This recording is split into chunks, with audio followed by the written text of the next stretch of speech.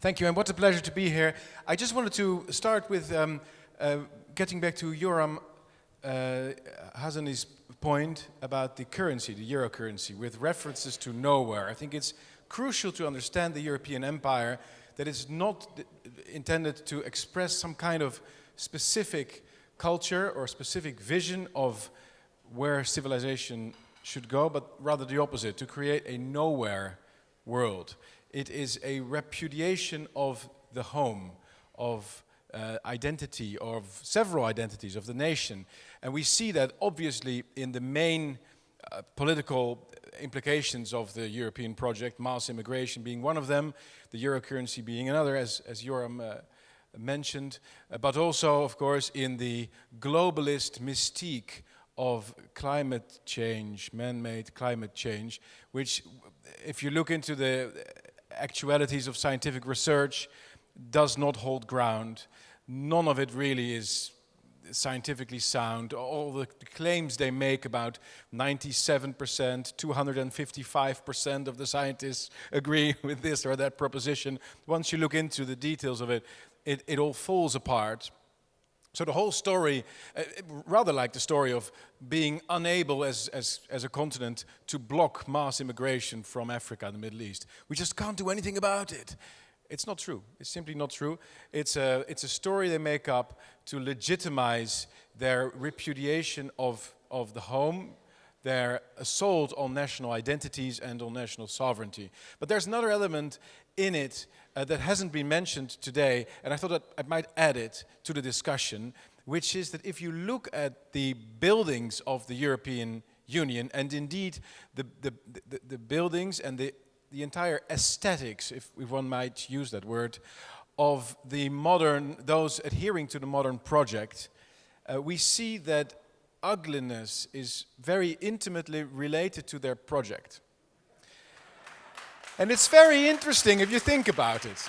It's very interesting why that is the case. And I think we as conservatives, and I can't tell you how excited I am about this conference, because this is precisely what we must do. We must overcome all this infighting, all this being played out against one another by progressive or left-wing journalists, academics, and other political parties who know perfectly well that we're always sensitive to these specific words that they throw at us, and then we're like, oh, well, yeah, but we're different, that's them, and then in the end, our phalanx, our network is broken, and so I think it's really, really important and exciting that we're here together.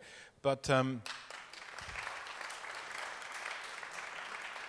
one of the things that we should add, I think, to our message is a defense of beauty. We are, of course, here in an incredible hall. I'm sure it's the same with you, but every once in a while, only very short moments when I was slightly distracted from one of the speeches, I looked up to and immediately I was caught up by this incredible beauty that we're surrounded with, and I think we should include this as an integral part of our message as conservatives across all countries in Europe. We defend borders and sovereignty and national identity and free markets, and we are opposed to such things as Islamic orthodoxy, totalitarianism, the European infringement on our democratic rights, and so on and so forth. We do not believe in the climate change mystique, and we defend beauty. We stand with all the beauty that European civilization has handed on to us, and we wish to continue it and bring it further if possible. And therefore we oppose I think it's an integral part of our story, because we oppose the nowhere cities that these post-national elites are imposing on us, and the way in which our cities are increasingly disfigured by it, but also made anonymous. We are increasingly becoming anonymous individuals, individualized to the point of atomization, as the French author Michel Houellebecq so eloquently describes in his novels, and so many other authors and filmmakers and so on. This really is the trend of our time, but it's not just a political fight, it's also a cultural and aesthetic fight. And that's just one thing that I wanted to add to this discussion about the nowhere empire of the European Union versus the somewhere proposition of national sovereignty. Thank you.